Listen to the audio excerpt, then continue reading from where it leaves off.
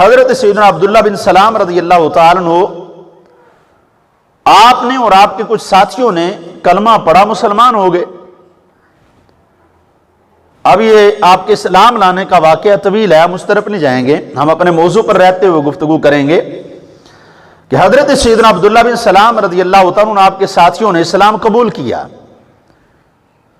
اب یہ کیا کرتے ہیں کہ اسلام کی تعلیمات پر بھی عمل کر رہے ہیں، لیکن یہ شریعت موسوی پر بھی عمل کر رہے ہیں۔ حضرت موسیٰ علیہ السلام کی شریعت کے اندر کیا حکم تھا کہ تم نے ہفتے کے دن کی تعظیم کرنی ہے۔ ہم لوگ جیسے 7 دنوں میں سے جمعے کی تعظیم کرتے ہیں، حضرت سیدنا موسیٰ علیہ السلام کے دور مبارک کے اندر ہفتے کے دن کی تعظیم کو لازم کیا گیا، اور اس دن شکار کرنے سے بھی اجتناب کا حکم تھا کہ ہفتے کے دن تم مچھلیاں نہیں پکڑ سکتے، ہفتے کے دن شکار نہیں کر سکتے۔ اور جنہوں نے حضرت موسیٰ علیہ السلام کے دور میں ایسا کیا وہ نافرمان گردانے گئے، ان کو جہنمی قرار دیا گیا۔ تو اب جب یہ حکم حضرت موسیٰ علیہ السلام کی قوم پر تھا کہ اس دن اونٹ کا جو ہے وہ، آپ کی شریعت کے اندر یہ حکم تھا کہ اونٹ کا دودھ نہیں پینا، اس کا گوشت نہیں کھانا، اس سے بھی جو ہے وہ پرہیز کرتے اور خیال کرتے یہ چیزیں اسلام کے اندر تو مباح ہیں، مباح ہونے کے باوجود، جائز ہونے کے باوجود ہم ان کو نہیں اپنائیں گے۔ کس لیے؟ کہ حضرت سیدنا موسیٰ علیہ السلام کے دور کے اندر ان چیزوں سے پرہیز کرنے کا حکم دیا گیا تھا۔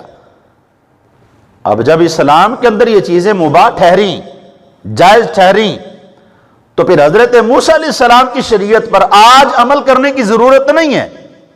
وہ تو تب تھا جب حضرت موسیٰ علیہ السلام کی شریعت مطہرہ موجود تھی۔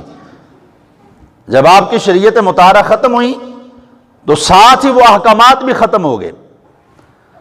اب حضرت عبداللہ بن سلام رضی اللہ تعالیٰ عنہ اور آپ کے ساتھی اس بات پر عمل کرتے تھے کہ ہفتے کے دن کی تعظیم کرتے، ہفتے کے دن شکار نہ کرتے، اور پھر اونٹ کے گوشت سے، اونٹنی کے دودھ سے پرہیز کرتے۔ تو یہ تمام تر چیزیں آقا علیہ الصلوۃ والسلام کی بارگاہ کے اندر جب بیان کی گئیں تو اللہ رب العزت نے پھر اس وقت قرآن کی آیت کا نزول فرمایا کہ اب تم جس نبی کا کلمہ پڑھ چکے ہو، اب اس کی شریعت پر عمل کرنا تمہارے اوپر لازم ہے۔ اب یہ نہیں کہ تم حضرت موسیٰ علیہ السلام کی شریعت کی بات کرو، اب یہ نہیں کہ اس دور کی بات کرو، حضرت موسیٰ علیہ السلام کی شریعت کی بات کرو۔ فرمایا نہیں، جب میرے پیارے مدنی آگے تو اب اگر بات ہوگی تو مدینے کے تاجدار کی بات ہوگی، اب اگر سنت ہوگی تو مدینے کے تاجدار کی سنت ہوگی۔ اب جو قابل قبول عمل ہوگا وہ محمد عربی کا کیا ہوا عمل ہوگا، بتایا ہوا عمل ہوگا، جس پر میرے اور آپ کے پیارے آقا نے حکم ارشاد فرمایا۔ وہ عمل جب تم اپناؤ گے تو اس پر خالق کائنات تمہیں ضرور جزا عطا فرمائے گا۔ تو اب تم نے حضرت موسیٰ علیہ السلام کی شریعت کو نہیں پکڑنا، اس کے اوپر عمل نہیں کرنا۔ تو خالق کائنات نے اس لیے حضرت عبداللہ بن سلام اور ان کے ساتھیوں کے بارے میں یہ حکم فرمایا کہ یہ چیزیں گو کہ تم جو کر رہے ہو شریعت مطہرہ اس سے روکتی بھی نہیں ہے۔ اگر تم ہفتے کے دن کی تعظیم کر رہے ہو تو یہ نہیں کہ تم گناہ گار ہو۔ اگر تم اونٹ کا گوشت نہیں کھا رہے، حرام نہیں جانتے، لیکن ویسے ہی احتیاطاً نہیں کھا رہے، اجتناب کر رہے ہو، دودھ نہیں پی رہے، اجتناب کر رہے ہو، شکار نہیں کر رہے، ویسے ہی بس تعظیماً نہیں کر رہے کہ موسیٰ علیہ السلام کے دور میں نہیں کیا گیا تو ہم بھی نہیں کرتے، تو تم گناہ گار نہیں ہو۔ لیکن اس کے باوجود اللہ اتنی ادا کو بھی پسند نہیں کر رہا۔ کس لیے؟ کہ اگر تم کسی چیز کو آئیڈیل بنانا چاہتے ہو، اگر تم کسی بات کو قابل عمل بنانا چاہتے ہو تو تم دیکھو کہ کس عمل پر محمد عربی راضی ہیں، تم دیکھو کہ عمل کر کون رہا ہے۔ آقا علیہ الصلوۃ والسلام کی ذات اقدس کر رہی ہیں۔ جب مدینے کے تاجدار جو ہے وہ دودھ پیتے ہیں تو تم بھی دودھ پیو۔ جب آقا علیہ الصلوۃ والسلام ہفتے کے دن کا روزہ، جو ہفتے کے دن کا شکار کرتے ہیں تو تم بھی کرو۔ جب آقا علیہ الصلوۃ والسلام اونٹ کا گوشت کھاتے ہیں تم بھی کھاؤ۔ پھر ان چیزوں سے پرہیز کرنے کی ضرورت نہیں ہے۔ کس لیے؟ اب جب تم نے کلمہ پڑھ لیا، جب تم ایمان لے آئے، پھر کیا کرو؟ یا ایھا الذین آمنوا ادخلوا فی السلم کافہ، اب پورے کے پورے اسلام کے اندر داخل ہو جاؤ۔ اب ان چیزوں کو تم نے اپنے اوپر حرام نہیں کرنا، اپنے لیے ناجائز قرار نہیں دینا، ان سے اجتناب نہیں کرنا۔ اب تمہارے لیے حکم بالکل واضح ہے، کھلا ہے، تم کھاؤ پیو۔ جب آقا علیہ الصلوۃ والسلام نے اس چیز کی اجازت دے دی تو تم کھاؤ۔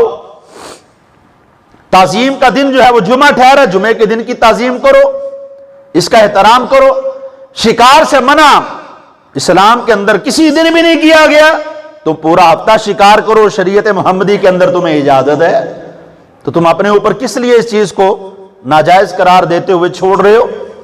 تو اللہ رب العزت نے حضور نبی اکرم صلی اللہ علیہ وآلہ وسلم کی شریعت مطہرہ کے اندر جن چیزوں کو جائز قرار دیا، اگر آج کے دور کے اندر کوئی بندہ پچھلی شریعت کے اوپر عمل کرتے ہوئے وہ ان کو اپنانے کی کوشش کرے گا تو اللہ رب العزت کو یہ عمل پسند نہیں ہے۔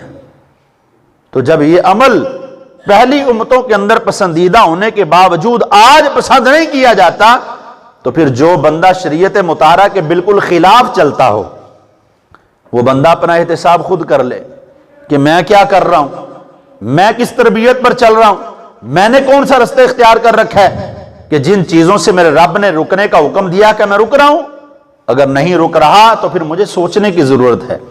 جن چیزوں سے رب نے منع کیا اگر نہیں ہو رہا تو پھر بھی مجھے سوچنے کی ضرورت ہے کہ میں کیوں نہیں رک رہا، میں ان چیزوں سے پرہیز کیوں نہیں کر رہا۔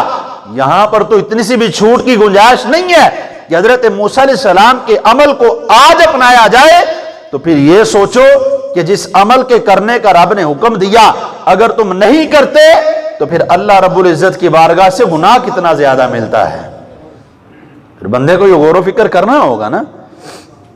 تو اس لیے حضور نبی اکرم صلی اللہ علیہ وآلہ وسلم کی حیات طیبہ جو ہے وہ ہمارے زندگی کے ہر شعبہ کے اندر ہماری رہنمائی کرتی ہے۔